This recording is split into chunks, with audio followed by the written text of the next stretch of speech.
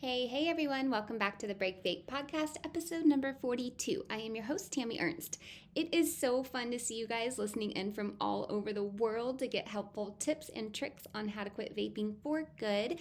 I see a lot of you guys in the US and Canada, Australia, and we've had quite a few listeners in Belgium last week, so that was neat to see.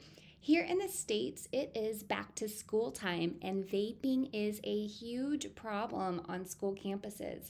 So I'm going to cover some tips today on how you can try to stay vape-free around schools.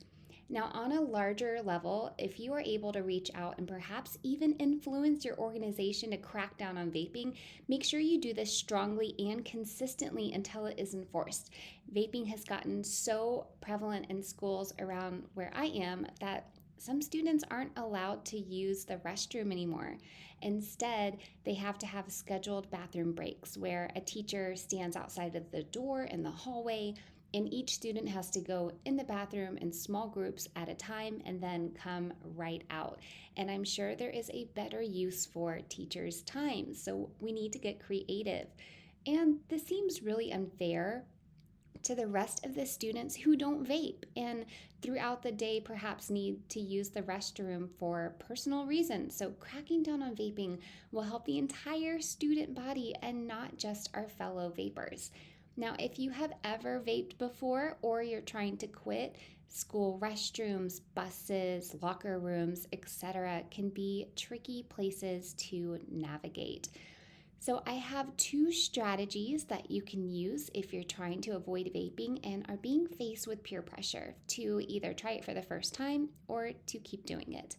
First, try adopting the phrase, maybe later, when someone offers you a vape. When said politely, this phrase just makes it easier to take the pressure off of everyone in the situation. I learned this from my friend Kate. She is a very social real estate agent who is always on the go attending networking events. And Kate doesn't drink a lot, and noticed that when she would go to these events and people would offer her drinks, she always felt like if she just said, no, thank you, she would have to follow it up with some kind of explanation. So she started simply saying, maybe later, especially when people were being a little bit pushy. Now, eventually, later will come, and if at that point you are still reaching for words, just try saying something like, no thanks, I'm good. And if that doesn't work, then you'll get to the fun part of telling a story to educate the people who are trying to get you to vape. This is where the second strategy comes in for today. The second strategy is to start retelling a story of someone you've heard about in the news who has been badly injured from vapes. There's actually a story that just broke earlier this summer. So if you're listening in real time, today is August 17th, 2023. So this is a fresh example to paraphrase. I really feel for this 31-year-old man, Alex Giddens, and I hope I'm saying that right, from England. He's described as a fit and healthy builder who feared that he was going to die after a chemical tasting vape left him with a hole burnt on his lung. A few hours after purchasing and smoking this vape, as I understand it, Giddens checked himself into the hospital because he was in so much pain, and it was in there that the doctor discovered his lung had collapsed, which was a big shock to him.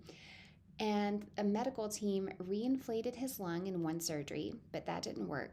So they had to do a second surgery where they removed part of his lung and then reinflated it again. Giddens is expecting a baby with his partner in the fall and is concerned about kids getting hurt from vaping, which is 100% reasonable, and I had read that in the news about him. So the people who are pressuring you to vape, they may have zero clue that something this extreme can happen, or that over 60 people just in the USA alone have died directly from vaping. This strategy is a great way to deal with peer pressure because you don't sound weak and you're not judging whoever is trying to get you to vape with them. Instead, you're stating facts from an empathetic and educational place.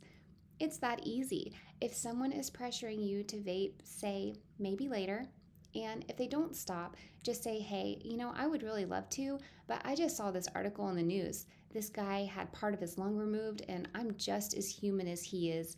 That looks really painful, and it's probably going to affect him the rest of his life in some way. So, again, no thanks. I've decided that vaping just isn't for me. And that is it. That is all you have to do to defend your point. And then you can take it a step further if the conversation is going well and say, hey, I started listening to this podcast from a health coach in Texas. She struggled with vaping, gives out tons of strategies on her show on how to quit. Maybe you should check it out. And then just tell them how to find this podcast or the website at www.breakvapes.com. I hope this episode floats around and really provides some impact because people are dying from vaping, and it is a huge epidemic in schools all around the world.